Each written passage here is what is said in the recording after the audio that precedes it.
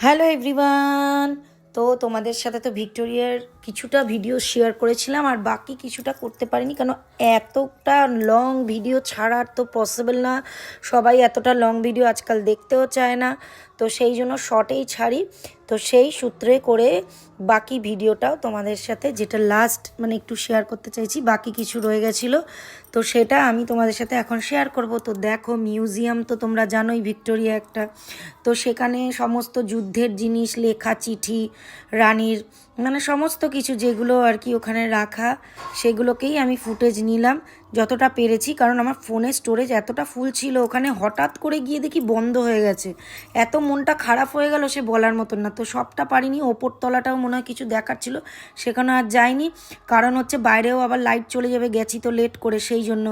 তো বাইরের লাইটটা চলে গেলে ভিডিও করতে পারবো না, একটু রিলস করতে পারবো না, ছবি করতে পারবো না। তো যতটুকু পেরেছি তুলে ধরে নিয়ে এই দেখো বাইরে বেরিয়ে গেলাম।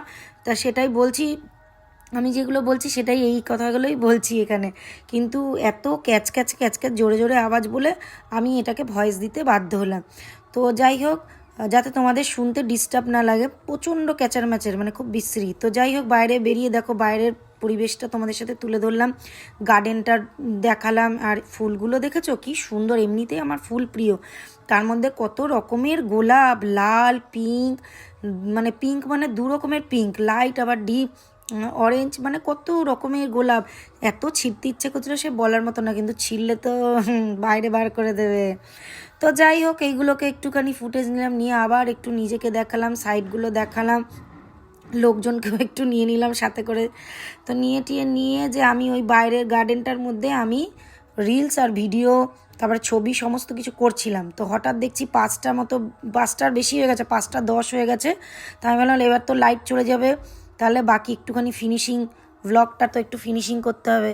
তো সেই জন্য ওইগুলো করার পরে আমি ফটাফট মানে আধ ঘন্টার মধ্যে আমি সব কিছু ফটাফট করে নিয়েছি, করে নিয়ে তারপরে এই ভ্লগটা বানাচ্ছি। প্রায় 5টা 10, তোমরা দেখতেই পারো পেছনে পুরো মেঘ করে রয়েছে, সন্ধে হয়ে আসছে।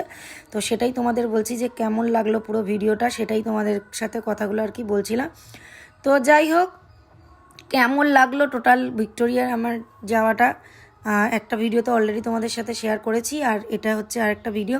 তো কেমন লাগলো অবশ্যই কিন্তু জানাতে কমেন্টে ভুলো না। আর আমাকে এই ড্রেসটা পরে কেমন লাগছে সেটাও কিন্তু কমেন্টে জানিও। আর তোমরা কারা কারা ভিক্টোরিয়া গেছো তারা তো জানোই, আর যারা যাওনি তারাও যাও, খুব ভাল লাগবে। 50 টাকা টিকিট, এমন কিছু না, ঘুরেও আসতে পারবে সারাটা দিন, আর মনটাও ভালো লাগবে। একটা জায়গায় ঘুরতে গেলে মনটা সত্যিই ভালো লাগে। তো এখনের মতো টাটা, সবাই ভালো থেকো, সুস্থ থেকো, পরে আবার অন্য ভিডিওতে দেখা হচ্ছে।